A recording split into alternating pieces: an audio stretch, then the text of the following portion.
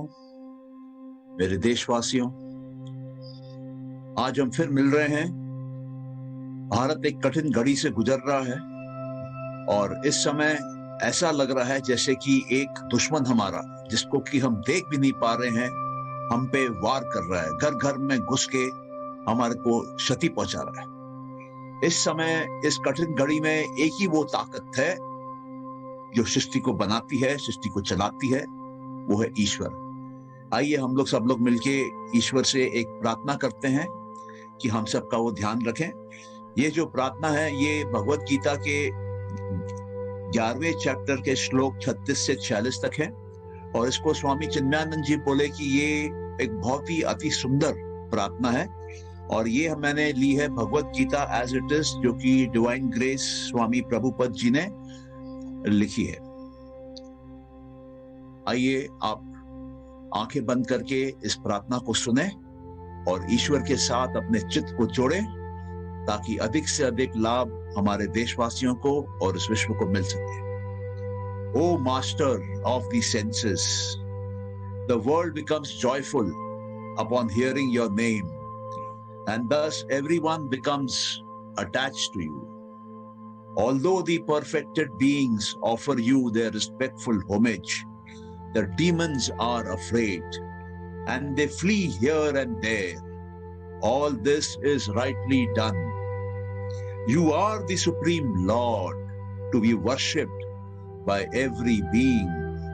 Thus I fall down to offer you my respectful obeisance and ask for your mercy.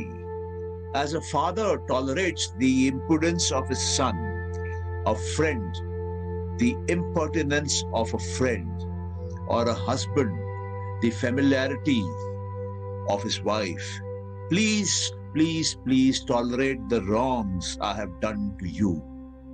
My mind is disturbed with fear. Please bestow your grace on me and help me in today's grim situation. Reveal yourself to us. Reveal yourself to us, O Lord of Lords, O abode of the universe, and take away all our sorrow, pain, suffering, and ignorance. Please guide us and show us the path ahead to a new world of complete joy, happiness, and bliss. Please bestow on us health of the body, peace in the mind, and attachment of the spirit to you. Lead us out of the current crisis, O Lord. We all will be bound by you in our future thoughts, words, and deeds. Please shower your divine grace on us. Please grant us your divine compassion and show us your divine mercy. We thank you. We thank you, we thank you. So be it in full faith.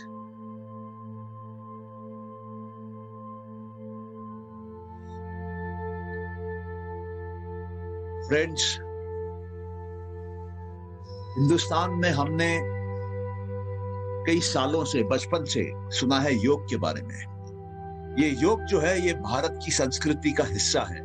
ये योग जो है ये कम से कम 5 से 7 हजार साल, शायद 8 हजार साल, 10 हजार साल पुराना है। हम इसके बारे में ठीक से जानते नहीं है कितना पुराना है, लेकिन इसका पहला जिक्र जो है वो मिलता है ऋग्वेद में। तो मैं आपसे एक प्रश्न करना चाहता हूं। आप सबने समाधि शब्द तो सुना है। आप क्या 2 प्रकार की जो समाधियां हैं उनके बारे में जानना चाहते हैं क्या? और ये जो 2 प्रकार की समाधियां हैं इनको कैसे प्राप्त किया जाता है? अगर आप इसको जानने के इच्छुक हैं तो नीचे अपने कमेंट्स कॉलम में कृपया यस लिखिए, और आप इसके बारे में अगर जानना नहीं चाहते हैं कोई बात नहीं, आप वहां पर नो लिखिए। इससे हमको पता चलेगा कि जो लोग हमारे फेसबुक लाइव में कनेक्ट करते हैं वो क्या चाहते हैं। Do you want to know the 2 types of samadhi and how to attain them? If you want to, then kindly write yes in the comment column below. And if you do not want to, that also is welcome. Kindly write no in the comment column below so that we know what our Facebook Live viewers are interested in and what their mindset is. Let me begin reading that paper on Samadhi. Introduction. When we sit in meditation for long durations, we reach a state called Samadhi. हम जब बैठते हैं ध्यान में लंबे समय के लिए तो हमारी मानसिक स्थिति एक ऐसी जगह पहुंच जाती है जिसको कि हम समाधि बोलते हैं। समाधि में एक जो भी जाता है उसके अंदर एक कंप्लीट बैलेंस आ जाता है। क्यों आ जाता है बैलेंस? क्योंकि समाधि शब्द जो है ये दो शब्दों से बना हुआ है, सम और आधि। सम का क्या मतलब हुआ? सम का मतलब हुआ बैलेंस। और आदि का क्या मतलब हुआ? हम कहते हैं ना आदि गुरु, आदि काल, मतलब जहां से समय शुरू हुआ उस समय से लेके जो हमारा बैलेंस था वो बैलेंस हम खो चुके हैं, हम डिसबैलेंस हो चुके हैं। तो जब हम योग करते हैं और योग के माध्यम से ध्यान करते हुए समाधि में जाते हैं तब हम उस अपने प्राचीन अनादिकाल के बैलेंस को वापस पाते हैं। और ये बैलेंस जो हम वापस पाते हैं ये हमारे शरीर को भी बैलेंस करता है, ये हमारे मन को भी बैलेंस करता है और ये हमारे आत्मा को भी बैलेंस करता है। So friends, in samadhi a person enters a state of total balance inside him. Sama means balance. Adi means from ancient times. We today have lost our mind, body and soul balance. By practicing meditation, dhyana, we reach this state of body, mind and soul balance, which was there many, many millions of years ago when the first seed of life came. Now there are two types of samadhi in broad terms. What are these? These are one, sabija samadhi and two, nirbija samadhi.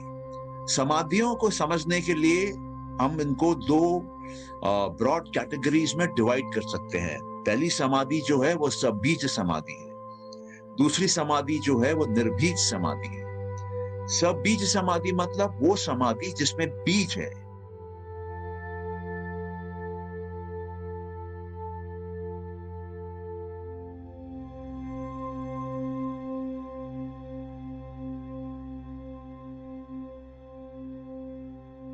में बीज नहीं है।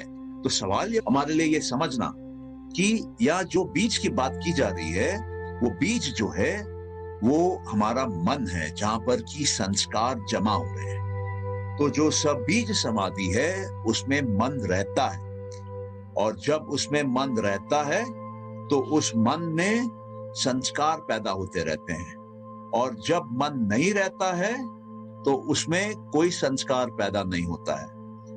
तो जिसमें संस्कार पैदा नहीं होते हैं वो निर्भीत समाधि, जिसमें संस्कार पैदा होते हैं वो सबीज समाधि।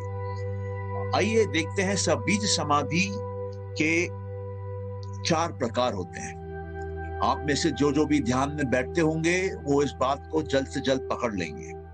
तो पहला जो स्टेट होता है उसमें हमारे अंदर में अवेयरनेस रहती है कि मेरे को शरीर है। आप जब भी ध्यान में बैठेंगे आप देखेंगे कि आपका अंदर शरीर का एहसास रहेगा कुछ समय में। तो जैसे जैसे ध्यान में आप अंदर गहरे उतरने लगेंगे आप देखेंगे कि शरीर का एहसास तो चला गया, लेकिन विचारों का एहसास रह गया, थॉट्स का एहसास रह गया, थॉट्स का अवेयरनेस रह गया। और अगर आप कुछ देर और ध्यान में बैठते हैं या और अभ्यास करते हैं और प्रैक्टिस करते हैं तो आप पाएंगे कि अब आनंद आने लग गया, अच्छा लगने लग गया, खुशी मिल रही है अंदर ही अंदर से, मन में से। तो ये ब्लिस का अवेयरनेस आ जाता है। और चौथा है ईगो अवेयरनेस। ईगो अवेयरनेस में क्या होता है कि हमको ऐसा एहसास होता है कि मैं हूं, और ये जो मैं है मेरा वो शांति में चला गया। तो मन तो शांत होता है लेकिन मैंपन का भी एहसास होता है, आई एम नेस का भी वहां समय वहां पर फीलिंग होती है, रियलाइजेशन होता है।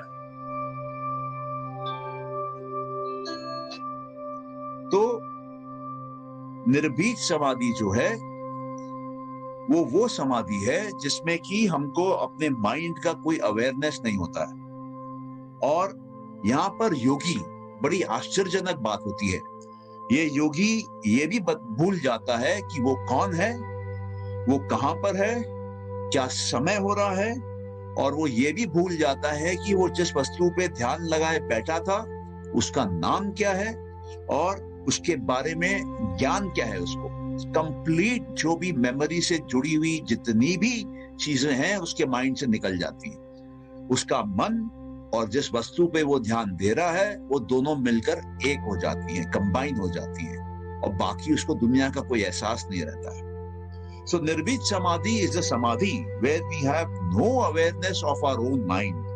Here the yogi forgets who he is, where he is, what time it is. He also forgets the name of the object he was thinking about and the description of the object.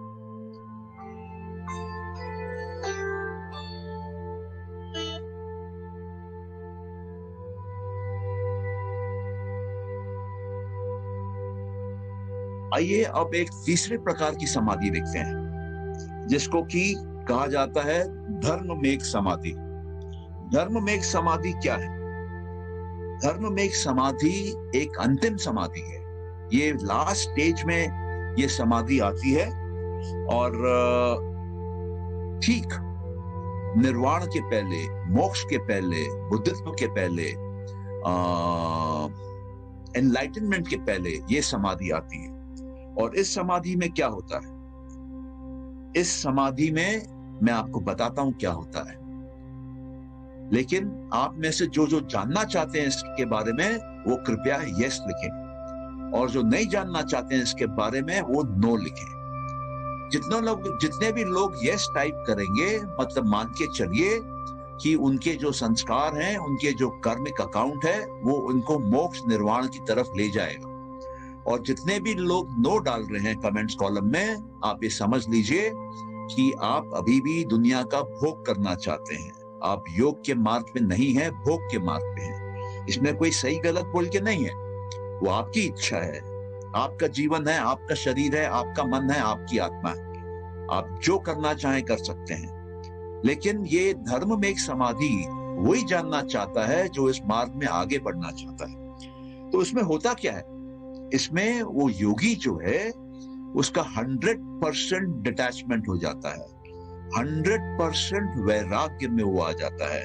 वो अपने आप को दुनिया से बिल्कुल किसी भी प्रकार से जुड़ा हुआ नहीं रहता है, वो दुनिया से मुक्त हो जाता है। जिस प्रकार से एक कमल के ऊपर अगर आप पानी की बूंद डालेंगे तो वो रहती नहीं है, उसी प्रकार ये जो योगी है, जो धर्म में एक समाधि में है इस समय, उसको दुनिया की कोई बात छूती नहीं है, उसको कोई फर्क नहीं पड़ता। उसके तन पे कपड़े हो या ना हो, उसके सर पे धूप गिर रही है या बारिश गिर रहा है, उसको कोई गाली दे रहा है या उसकी तारीफ कर रहा है, वो इन सब से बिल्कुल मुक्त रहता है, बिल्कुल आजाद रहता है।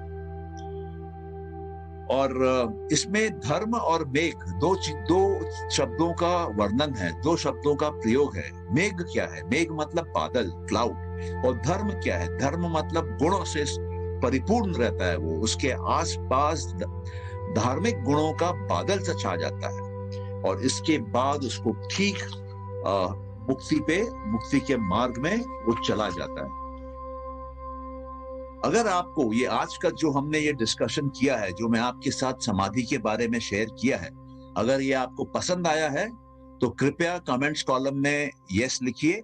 और अगर आपको पसंद नहीं आया है, आप कुछ और एक्सपेक्ट कर रहे थे और मिला कुछ और है, कुछ और परोसा गया है आपके पास, तो कृपया वहां पे नो डालिए।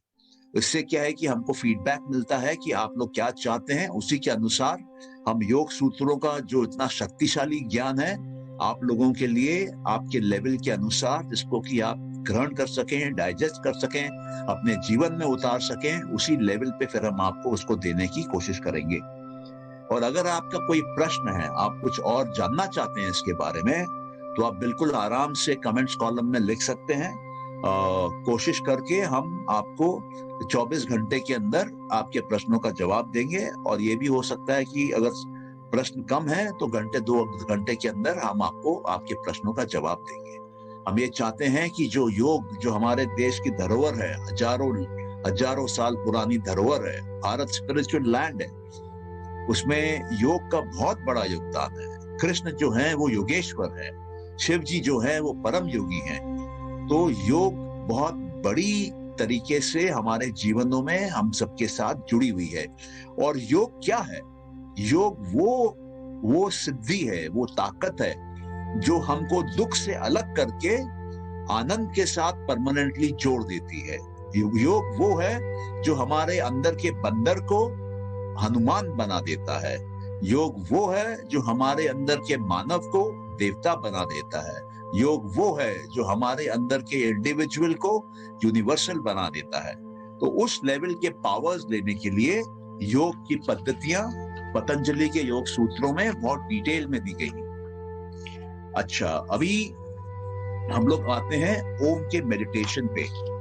आप सब जानते हैं कि ओम क्या है, आप सब जानते हैं कि ओम के लाभ क्या है, पर फिर भी मैं आप लोगों के लिए रिपीट कर देता हूं, क्योंकि ओम अपने आप में एक बहुत ही अद्भुत मंत्र है, अद्भुत ध्वनि है, और इसकी शक्तियां जो हैं आज भी हम पूरी तरीके से समझ नहीं पाए।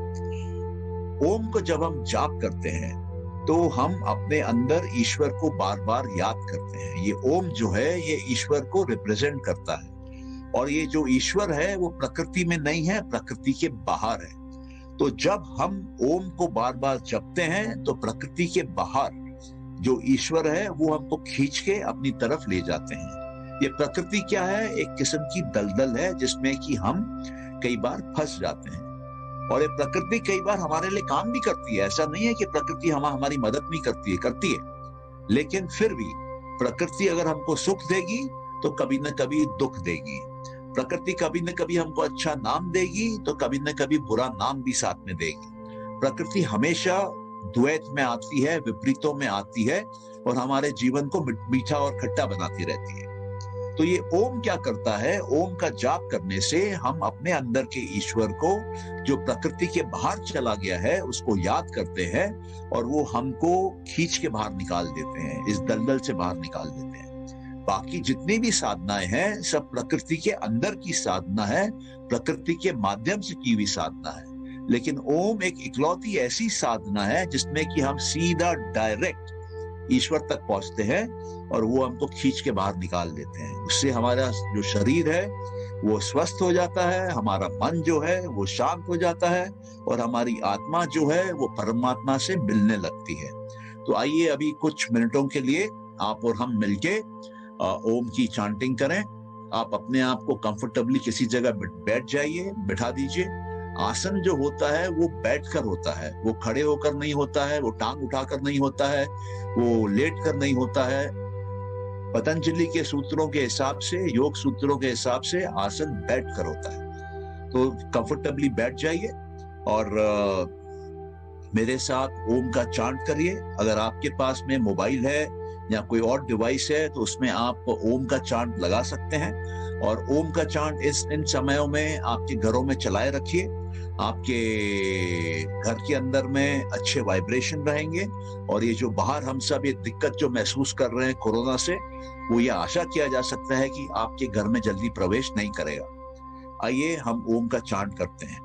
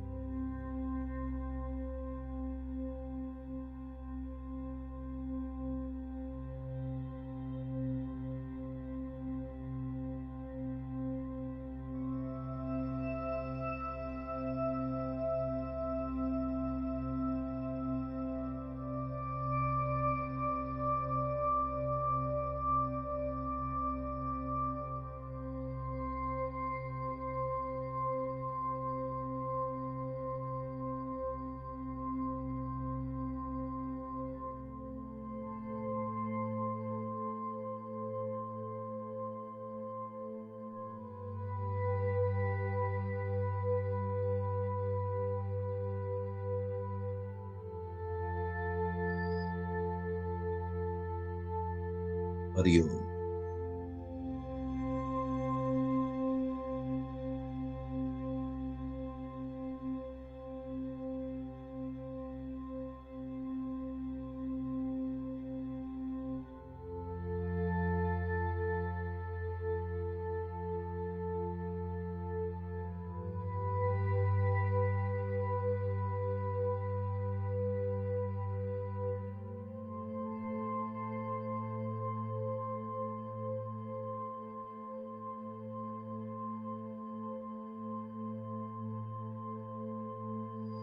That's all.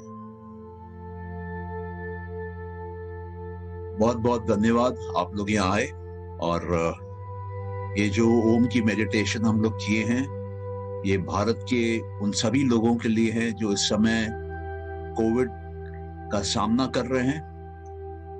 कई घरों में भारत में ये सामना किया जा रहा है। आप इसी वाइब्रेशन में रहिएगा कि ईश्वर का डिवाइन ग्रेस, ईश्वर का कंपैशन और ईश्वर की मर्सी भारत के ऊपर रहे और इस विश्व के सब लोगों के ऊपर रहे, और हम लोग इस कठिन घड़ी से जल्द बाहर निकल के आ जाएं। आपको ये आज का सेशन कैसे लगा, कृपया आप कमेंट्स कॉलम में लिखिएगा। इस फीडबैक के अनुसार हम आगे के आपके सामने लेकर आएंगे टॉक्स और प्रेयर और ये डिस्कशन और ये चैंटिंग और ये मेडिटेशन।